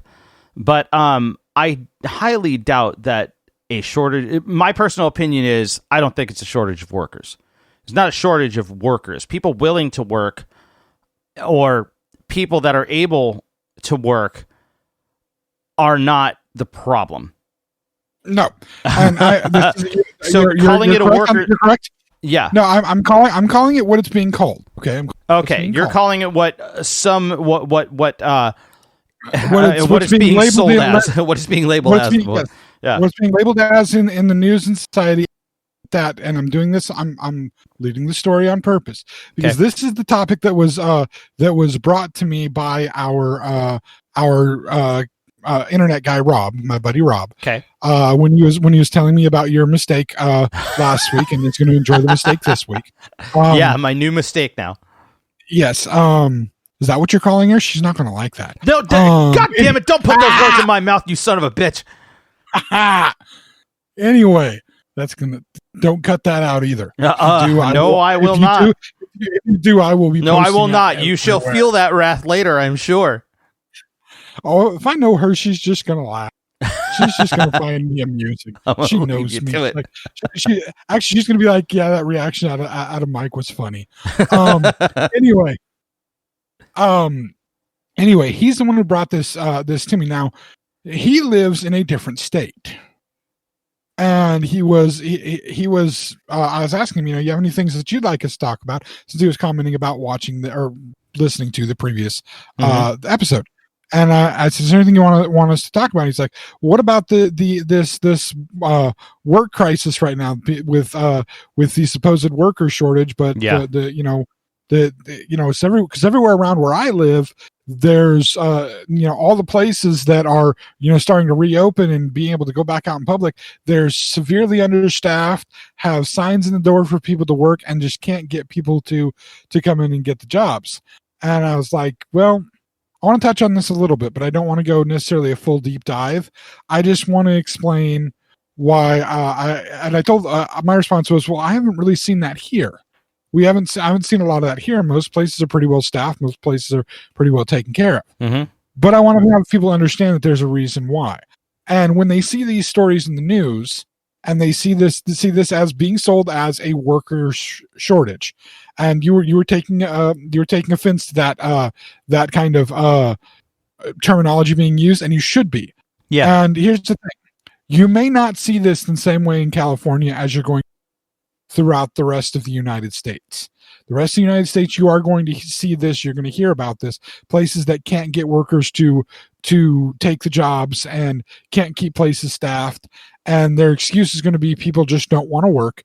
People are lazy. And then the added excuse of they would rather collect the $300 a week unemployment than go to work. And there's a reason for that. And there's a reason why California is going to be different than just about every other state in the United States. And our internet guy, Rob, my buddy Rob, he lives in, I can at least say the state he lives in. I don't think I can go any further than that, but he lives in the state of Texas. And this is why I think there's a difference, because Texas is a completely different place. And Texas has completely different sets of laws. Hell, Texas is a different place than the rest of the United States. It still thinks it's its own country, even though it's part of the United States. And I'm not even. That's not hyperbole on my part. No, I am completely serious. Texas views itself first as the Republic of Texas, second as one of the states in the United States. That's why and I know this. This is something that's come up in conversation multiple times. If you notice in the state of Texas, it's obviously illegal to fly your state's flag above the United States flag. Texas flies their flags in most government facilities. They fly their flag at the same exact height as the American flag. Yes. Yeah, that is a rebellious statement. Yeah, they still would like to see themselves as on equal footing with the federal government. Yep. And their own separate thing. So it's a different world in Texas, believe me. Yeah. I've been there once. I know enough people there that it's a different world. I have quite a bit of family that has moved out there. Actually, multiple family members from both sides of my family have actually moved out to Texas in recent years. My inclination is to say, lucky for you that they've moved so far away. But that's my feeling, and I want to make it clear that that's my feeling when it comes to extended family. I'm glad when they move far away. That's not your feeling. I don't want any family to think it's yours. It's just mine. It's just mine. We want to be clear about this. James likes it when his family moves further away. It makes my life a lot easier. Not all of them, but some of them it's nice when they move further away. Anyway, point being, I wanted to at least touch on the fact that why you may see anybody listening in California may see a difference to this, may not see the same struggle for people to find workers. And the reason for that is some of the current fight that's going on in regards to the unemployment thing. This is a hard way I'm trying to find the right way to break into this. Basically, what we're looking at here is the unemployment was increased because of people losing out on jobs because of the last year of COVID-19. Yeah. And places having to close down. Unemployment was increased for people to be able to afford things because the amount they were getting in unemployment was not enough to be able to take care of paying bills. However, there are many people, in fact, a large majority of people throughout the United States, again, not necessarily in California, who are making more money on unemployment than they have been able to make at their jobs. This is not because unemployment is paying them too much money. This is because their jobs aren't paying them enough money. And the reason for this is, the reason why this is different, let's not say the reason for this, but the reason why this is different than the state of California than in the rest of the United States. I've heard some people, even in California, wondering, why is there being a push for a $15 minimum wage federally? Because our minimum wage is close to that. That only gives us like a 50 cents or $1 more an hour, not realizing that in California, what is it, 14 or 14.50 right now? Is it $14 an hour? I think it's 14 for I believe it's 14 for businesses with more than 50 employees. Okay. And I think it's still 13 technically for small businesses. So small independent businesses are treated slightly different. They will eventually catch up to that 15, but it's 14 for basically larger corporate level jobs. And California has it scheduled to continue going up to a $15 minimum wage. That's happening in the next year or two. Yes. Now, California's been steadily increasing the minimum wage.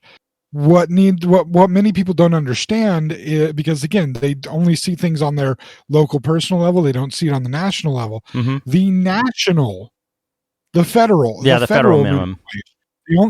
And it's the only number they've set. The federal minimum wage is, I think, still $7.25. Yeah, federal minimum wage is still $7.25, and it's been $7.25 for almost 20 years, I think, something like that. And so this is almost half of what people in the state of California make as a minimum wage. Half, and this is true throughout throughout much of the United States, which gives the idea is it gives individual states their capability to set their own minimum wages. But requires that they, at least for anything but people working in specific food service jobs, which actually, if they're a job where they get tips, they're actually able to be paid even less, sometimes as low as $2.50 an hour. Are you talking federal or are you talking certain states? Because I know California has in certain states. Yeah, California has a stipulation against that. They say minimum hourly wage is that minimum hourly wage. But back in the day, that's actually how tipping mainly started, wasn't it? Like, they were unable to pay their employees, so they were asking patrons that come in for these businesses to leave tips so to make up for that back in the That may 20s, be- I think, right? No, I think that's still anecdotal. There's many different stories as to why tipping started and the way that it Interesting. became a thing. Oh, okay. It is also something that is especially to wait staff and in restaurants and whatnot. Yeah. It is something that is very clearly American and is not necessarily as acceptable in other countries. Please No. do not go to Japan and try to tip your waiter or waitress. It is bad. Very, very bad. Yeah. Learn your local customs before you go to a place. Yep. You do not do that kind of thing in many Asian countries, but specifically Japan. Do not tip your waiter or waitress. That is not considered an appropriate social thing to do. Huh. This is a very much an American thing. We can have a discussion about that another time when we've done some more research on it. But the point I'm making here is, by the federal minimum wage being the $7.25, that allows states to do whatever they want. You have a state like Texas, they're able to set what they want for their minimum wage. I would just like people listening to this that are from California that make at least the $14 an hour, or make, hell, some make even more than $14 an hour. Imagine having to go to work for half of your pay, half of what you make right now. And maybe there's people listening that make way more than $14 an hour. But imagine going to work for half of what you make. Minimum wage in Texas is the federal minimum wage, $7.25 an hour. This is why in a place like Texas, people don't want to go back to work. Yeah. Because honestly, would you go back to work for half of your pay? For half of what you're making? Give you an example of that. This is, before taxes money, $7.25 if you got 40 hours a week, right? If you got 40 hours a week, before taxes, that only gives you $290 a week. Yep. That's before taxes. So yeah, I'm sorry, but then make that consideration. And that means in the state of California, for a 40-hour week, you are making $560 at minimum wage. $560 for a 40-hour week. Yeah. That's an insane difference in money. Well, that's huge, completely understandable why nobody wants to go, why there are people wanting to go back, not wanting to go back to work for what is basically indentured servitude wage. And I use those words specifically. Yeah. Indentured servitude. I'm not going to use the other S word because that's not what it is. It's the other S word is a whole different thing that requires its own respect, and we ain't going to use that word for this. But this is what we're looking at here is we're not looking at a shortage of workers. We're looking at companies who want to maximize profits for their shareholders and CEOs, which, by the way, I do want to say, this is what they teach people when people are taking business classes. Mm-hmm. When people are taking business classes for business degrees, whether it's an associate's degree, a bachelor's degree, master's degree, anything that's a business degree, your job is to, as a management personnel in business management, make sure that your owners, shareholders, and CEOs are maximizing their profits. That is the key. Maximize your profits. And what's one of the best ways to do that? Underpay your workers. Do not pay them what would be an appropriate living wage. Well, that has been the general consensus for a number of years, but there's a lot of people now that are starting to challenge that. Business owners themselves, independent business owners, are starting to do that. There's that one guy, the Gravity Payments, who decided that he was going to cut he was the owner and CEO of Gravity Payments. He cut his wages, or the amount he was making, to like almost nothing, and then paid every single one of his workers at least $70,000 a year, and which is kind of the sweet spot for being happy. Yeah. And his business has grown. He has great work satisfaction. He has people applying left and right to try to work there. Because here's the thing, it's not about people not wanting to work. People want to work. Yeah. People want to make money. Yeah. But people want to make their money worth time. And here's the thing to imagine. If somebody is working full time at minimum wage in Texas, before taxes, in a month, they're going to be making roughly, or in a 2-week cycle, they're going to be making less than $1,200 in Yeah. a month. Yeah. That's an insanely low amount of money Yep. to be making to try to have any kind of living on. Yes, there was a time period. There was a time period in American history that people could work at a minimum wage job, not even at a good paying job, but at a minimum wage job, and still be able to afford to actually buy a house.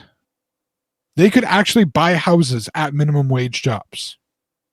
Damn. There was a time, and this isn't a time that's that far removed. I'm talking in the late 60s, early 70s.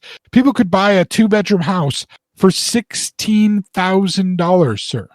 $16,000 you can buy a 2-bedroom house. Yep. The wages have froze, the cost of everything has gone up. Now again, in a state like California, we don't feel it in the same way because our wages have continued to go up. Yes, our housing prices are more than in other places, but here's the thing. For a in the area of Northern California that we live, the North Valley area of this, a 4-bedroom house, depending on whether you buy it in the community I live in or the community near where Mike lives, you're looking at a price range between $350,000 and $550,000. That's a pretty good estimate of price range in general. And that's a lot of money to be spending on it. You could get the same size house in Texas for about $250,000. Now you think even $200,000, you might be able to get a 4-bedroom house for $200,000. You think, well, that's a hell of a lot cheaper. Yeah, that's great. Except we're talking, that's great on the high end of things for the $550,000 houses, that we were talking about, because you're looking at roughly half the price, because you're making roughly half the amount of money. You know what I mean? And that's the thing. But even for that lower end, the $350,000 homes you could find here, that $250,000, that doesn't correlate as well. You're not getting as much value out in Texas for those things. Plus, you're living in Texas. I mean, honestly, who really? I don't understand the people who willingly choose to live in Texas. And yes, I'll tell you what goes on with that right now. I know exactly how that works. Okay. So as far as people, there's not a lot of younger people that are moving out to that area because the wage itself doesn't offset the cost of living. The people that are moving out there right now, I'm telling you, the ones that are like a lot of my family members, what they're doing is they're earning a living in California and then moving out to places like Texas to retire. So they retire at the California wage and they live at the Texas cost. That's what's happening to most of these places I know of. It is a very simple economic choice to make, and it makes a lot of sense on the money issue, because these people now, you don't have to worry about Texas retirement funds. Texas retirement funds suck. But if you're on California retirement funds and you move to Texas where a house only costs $250,000, you're walking away with a hell of a lot more. I have one of my relatives, my aunt, snagged a job working for, I believe, for Amazon as a secretary. Makes I think she's somewhere around the 6 figures, at least 6 figures, right? I don't know the exact amount, but because of that, she ended up moving to another state and ended up getting locked in on a great rate, and this was a goal of hers for a while because her daughter lives out in Texas as well. Now, her daughter happens to live out in Texas after she developed a career in other states and then moved out there. And so she's doing pretty well for herself too. But the cost of living in Texas is so much lower. Most people, like I have grandparents that retired out here in California and then moved out to Texas 2 years ago. But that's where it's working. However, when it comes down to most people, most workers, between 20 and 40 or 20 and 60, they're making in those what you would consider non-skilled jobs, entry-level jobs, fast food janitorial work, that kind of stuff. It's not making that much money for anybody. So having a standard unskilled career move that there's no such thing out in Texas, but it's a great place to retire. And see that to me, and I don't want to bash further on your family that I did, but to me that seems like the people that are doing it, and your family's not the only one. It is a thing that people are doing. Yeah, they are. It's not. I don't consider it necessarily bashing. It's not bashing. It's a great financial maneuver. It really is. no, what I'm about to say may fall under the category of that. I feel like the people that do that are literally, they're exploiting the loophole of having this cheap labor force that keeps the cost down for everything that they want to be able to make their dollar go farther, and exploit the people that were born and raised and live and work there. Yeah. As you know, their lives don't get any better, but you know, those people's lives don't get any better. Basically the natives' lives don't get any better, and these new people that have moved in get to live the high life as a result. And so it's kind of an exploitation that happens. That's where that is a conversation. I consider that to be a conversation that is worth having. It's about being considerate of other people that are trying to develop their own lives and earn and work and develop their own financial independence. But when there is an environment that allows that to happen without any without any recourse, you have situations like this happen. And I know that we're not trying to shit on Texas. Like, I'm not trying to shit on Texas. I am. Of course you are. But totally am. Texas but yeah, guys, there are other states that are doing friends, this too. Labor laws are very loose in many different types of states. Florida has a lot of very loose, strange, that's another example of another state that has very corporate-friendly labor laws that are anti-competition, that do not make for a competitive, healthy workforce. Huh? We've just become cliche. You threw Florida in there. We've become an American cliche at this point by throwing Florida in there. But yeah, I mean, if we want to bash on states, I can do it easily. Florida added in there. Arkansas, I can say I dislike Arkansas almost as much as I dislike Texas, maybe a little bit more.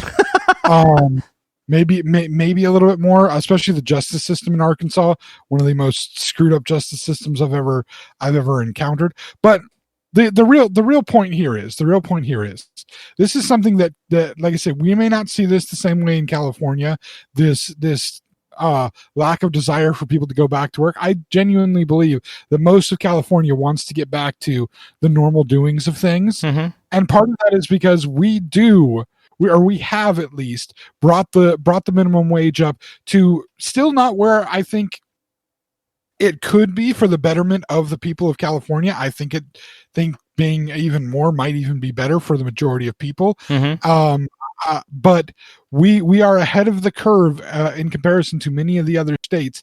And this is why when you see this news story, when you see this come up, realize it's because of the fact that that these other states have made the choice to, as you were saying with Florida, maximize the corporate relationships, Mm-hmm. do better with the corporate relationships, Mm-hmm. as opposed to possibly take care of their people on a general basis. They're the normal everyday working people. And it's not about people not wanting to work. It's about people wanting to be appropriately compensated for their work and their time. And part of the fallout from this year of strangeness in the United States, this COVID year, part of the changes we're going to see as it goes forward.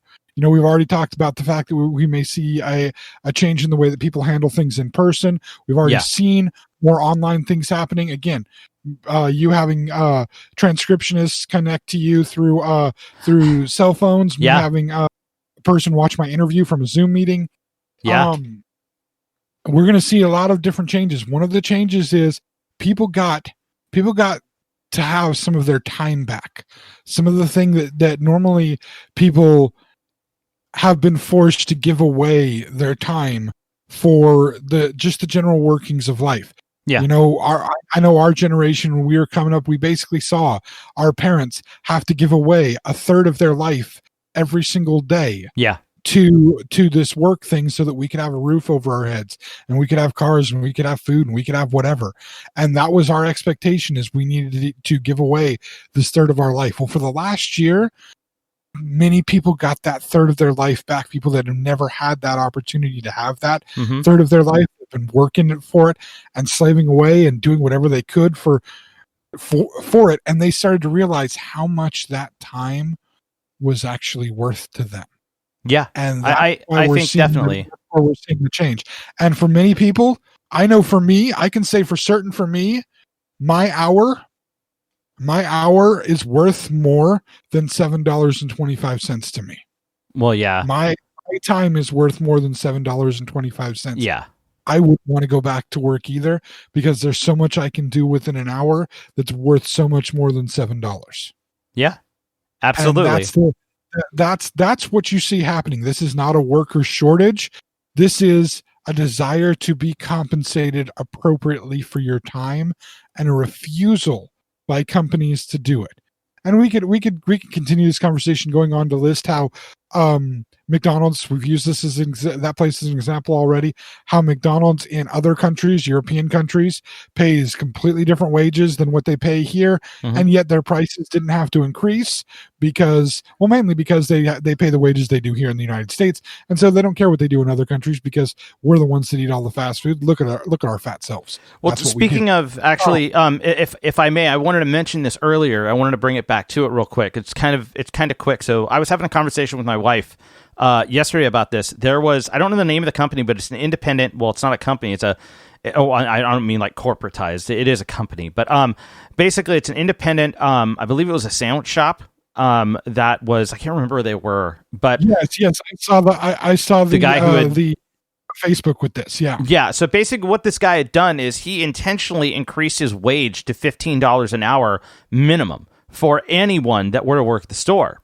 And basically, long story short, this guy has seen a huge influx of applications, like 1,000 in a month, at this one independent shop because everybody wants to work for him. And what he is proposing, and I think the numbers may be starting to show, first off, people want to support his business because he's paying his employees a living wage. So his business has gone up because he is increasing the pay for his employees. And then on top of that, there has also been, his turnover rate has dropped almost to zero. And that means he's saving money because he doesn't have to train more employees. He doesn't have to flip over employees because he's not paying them enough. He doesn't have to worry about wasted food because there's so much more business. So what's happening is he is saving on his bottom line because he is actually increasing the minimum wage on his employees to that livable wage, and now everybody is flocking behind him because of that. And it's just been all positivity all the way across the board. He also has far more customer satisfaction because the people that are working want to be there. Yes, they're enthusiastic about working for him. Working harder and giving better customer service. Yeah. And making the entire experience better. It's possible. It can be done. This is not. We're not stuck in a rut here. No, it's more than possible. It was the way that certain companies did business. The best example I can use is Home Depot. Home Depot grew to the size that it did, and for a long time, it was the industry leader, not just because of how big it was, but because of how great its customer service was, how well trained its staff was, how well equipped the stores were. Mm-hmm. Bernie and Arthur, the people who started Home Depot, while they ran Home Depot, they ran it in such a way that the store was always staffed and overstaffed if necessary, so you could always find help. Home Depot built this reputation as this is the place to go. It's an amazing, wonderful place. You're always going to get help there. You're always going to get the things that you need. It's fantastic. At around 1999, 2000, they decided that they were tired of doing the day-to-day running of the business, and they hired CEO Bob Nardelli, who had previously been the CEO of Viacom. And it's funny because I've talked about this because that's the time frame I started working at Home Depot in 2001, and I've talked about on here before, but to many different people, the changes that happened. Interestingly, this was actually one of my lessons in my business management classes just last week. I started reading this thing that starts talking about Home Depot and the hiring of Bob Nardelli, and I'm like, yep, I know all about this. I worked opening a Home Depot store as part of the first crew opening the store. They had brought in people that had been working for Home Depot for years from other stores. Yeah. And they would tell me how great it was working there, how everything was staffed all the time, how wonderful it was. And I watched one gentleman in specific. He became kind of a mentor to me. Yeah. While I worked there, he helped teach me about when I ended up I started as a lot attendant. I ended up in the decor department, blinds and wallpaper, because I actually had some knowledge of blinds. My mother sold them years ago, so I had a little bit of knowledge of that. He was a flooring associate. He taught me almost everything I needed to know about flooring.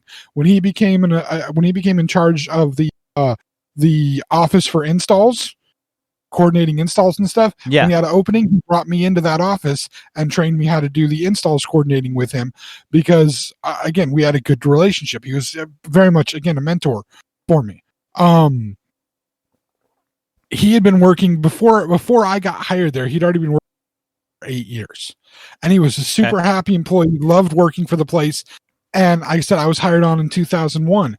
As the different reforms that this new CEO, this trained CEO guy who had, now Bernie and Arthur, they didn't have the business training. They had started up a company, built a company, and created this huge conglomerate. And it became at a point where they were tired of dealing with all of the hugeness of it. And that's why they brought the CEO in. Well, the CEO went and CEO'd the whole thing.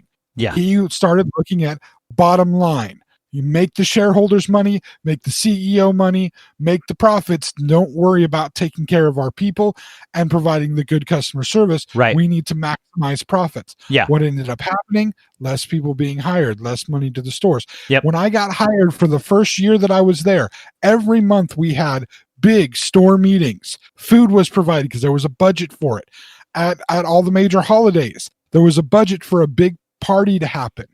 I'm talking like, for Thanksgiving, they fried 3 turkeys in turkey fryers and a huge sit-down dinner for Thanksgiving. For Christmas Eve, they did a whole casino night and had everybody be able to get. You got so much fake money and chips, and there were prizes you could get at the end. They had a bunch of tables doing cards and all kinds of stuff. No real money; it's all just fake stuff. But even every month, they would have these monthly meetings where there'd be not huge amounts of food. Yeah. Foods and snacks provided.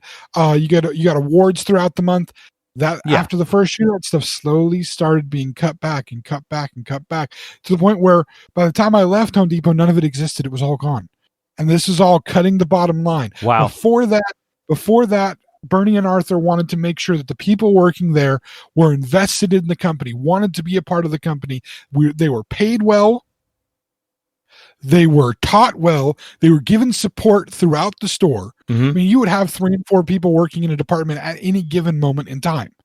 And it got to a point where there would be one person in each department at any given moment in time. And when somebody took lunch, the person from one department would have to watch his department and another department because there was nobody to cover a lunch. Stretching it out. I've seen that happen on a corporate level in multiple places that I've worked. That amount, yeah. And that's the difference of, I saw the difference build and happen. And I saw that guy that was my mentor become more and more disheartened. Mm-hmm. And he used to be, when I first started working, he was so happy to be in at work, so enthusiastic all the time. And he became angrier and angrier and angrier to be there. And I could see the life leave his eyes because he loved working for Home Depot, and it turned into something that he started to hate because it wasn't the same company anymore. It had turned into like any other company that all they cared about was the bottom line. Yep. They didn't care about taking care of their people. And this is what we're looking at. This is not a worker shortage. This is companies that don't want to take care of their people. They just want to maximize their profits for their shareholders.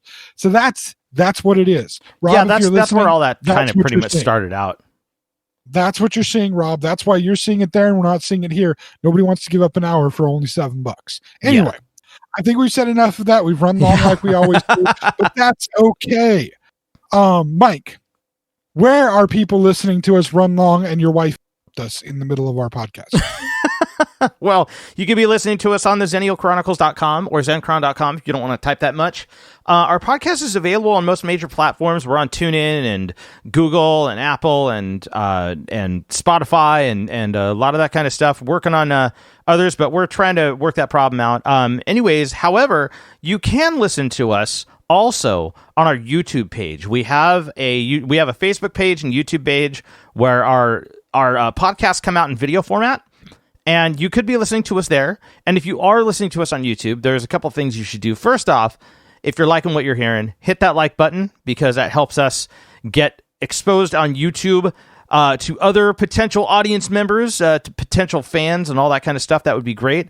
Also, make sure that you subscribe as well. So there's a subscribe button at the bottom of the video. Make sure you hit that if you haven't already. That helps us too. We're trying to get to our custom URL, so please hit the subscribe button. Also, there's another thing that needs to be done. I can't think. It's just on the tip of my tongue. I can't remember what it is. James, do you remember what it is? Why is it on the tip of your tongue? That's a weird place for it to be. That's really, really, really, really weird. I know, but I just can't think about it. Turn of phrase. Yeah, it's a weird. I just can't. I can't think of what it is. Terminology. Yeah, what's the terminology? I can't remember. What's the term? Wait, this is my part, isn't it? I think so. Shit, I forgot my line. Line. I can't give you the line. Well, why can't you give me the line? Well, because if I did that, then I'd say the line. Don't you think I'm trying to get you to say it on purpose so I get to get mad at you later for saying it on purpose? Fine, I'll say it. I see the games you play. You don't, though. There's so much deeper than you realize. I shouldn't have said that. Anyway, what you want to do is click the bell. That's right. Click the bell and make sure... Oh, say what? Go ahead. Do your thing. I was going to say, that's right. Click the bell and make sure that you get notified the next podcast we put out or the next video we put out if there's not a podcast, if we actually do that. I say that to call myself out on that. Yeah, one day, who knows? When James finally gets his internet problem solved, you might actually get to see us doing on YouTube a full video podcast. That would be great. Like all of those like professional podcasting people, like that kind of what do I want to call him? Human viral infection. No, we're not going to call his name out. Oh, I think I know who you're talking about, and I understand. We're just going to keep that cryptic, though. I like that. Are we gonna keep that cryptic? I say we should keep it cryptic. Biblical first name. Anyway, moving on. That's somewhat cryptic, right? That's close enough. There's a lot of biblical first names. Yes. While you're on YouTube, don't look up that guy because you don't want to watch his stuff because he's got problems. Yeah. Instead, so I've heard. Again, to click the bell, subscribe to us, and check out Mike's 2 other YouTube pages. He's got his Ruling Note music page, which is where he talks about music history stuff, basically all things musical. Hopefully he's going to be doing a story soon about a Seattle band that I didn't know anything about. Yeah. I know it's not Mother Love Bone because I know a little bit about Mother Love Bone. And yes, that is a band. Yes. That's an important band. It's an influential band. Yes. It's really they're really the founders of the grunge movement, not Nirvana. Nirvana was just the poster boys for it, right? But Mother Love Bone actually was the founder of it and inspired all the other grunge bands and even some non-grunge bands. Because look them up if you don't know. You need to do a show on that one time. You need to do one of your Ruling Notes on Mother Love Bone. Or we'll do one anyway. Hopefully, you'll be doing one about another band that I've never even heard of. That was a Seattle-based band. Mm-hmm. I'm not going to tell you what it is because you have to subscribe to his page and watch for it to come out. Thank you, James. That's Ruling Note Music. And then he has one other page that he does with his wife. This one his wife's actually invited to be a part of as opposed to breaking in and taking over moments in the show. You know what? You know what needs to happen? What? One of these days, once mass protocol is done, I'm going to find out when I see you post that you guys are like live streaming one of your things for you and your wife for your Chronosode games. By the way, that's the name of the page, Chronosode Games. Yes. When you're doing one of these, and you post on Facebook that we're doing live streaming at such and such time. Yeah. Once all the COVID mass protocol is done, once I've gotten my vaccine and whatnot, I'm seriously going to come over your house and start pounding on the door while you're doing one of these, and the dogs will be barking and whatnot, and you let me in and be like, "What the heck is going on?" I'm gonna be like, "You better not be stopping the recording. I want this all on there. I'm breaking in now. I need something from you. Ha! There you go. Fantastic. My turn." I like it. Bitches. I want to see it happen. That'd be hilarious. I probably won't because I'm lazy and I won't get in the car. Oh, okay. And even if I decide to do it, my wife will be all like, "Really? You're really going to do that? I mean, it'll be funny, but really? You're going to drive all that way to do that?" And I'll be like, "Yeah, but there's like a Panda Express right nearby there." She'll be like, "Oh, okay. I'm going to have this, and you go do your thing." Yeah. But anyway, check out Chronosode Games. This is Mike and his wife's other YouTube channel where they play video games. Yep. The intention is to play these video games in chronological order of the story of the video games. Yes. Not in the order that the games have been released. So they take games that are a series of games, multiple. I know that they've done some of the Legend of Zelda games, some of the Red Dead games. Yeah. And they've done some weird like Japanese ones that I don't know the names of and honestly care. But the fun portion is to watch Mike have a lot of trouble trying to play these games. Yes. And listen to his wife berate him for all the mistakes that he makes, which is, I mean, isn't that what we live for anymore? Right. Right? Isn't that what everybody loves Raymond taught us? That's Is that if entertainment. if the wife isn't berating the idiot husband, it's not fun. Why Right. did I say that? Exactly. That's the quiet part. You don't say that. That's part out loud. dude. Anyway, That's you just called out our whole gimmick. I know. I'm good like that. Anyway, thank you all for listening this week. And as always, please leave messages in the comments on the YouTube page or on our Facebook page. Other than that, thank you all, and we'll be back again next week. Y'all have a good one. Thank you for tuning in, friends. The journey continues next week.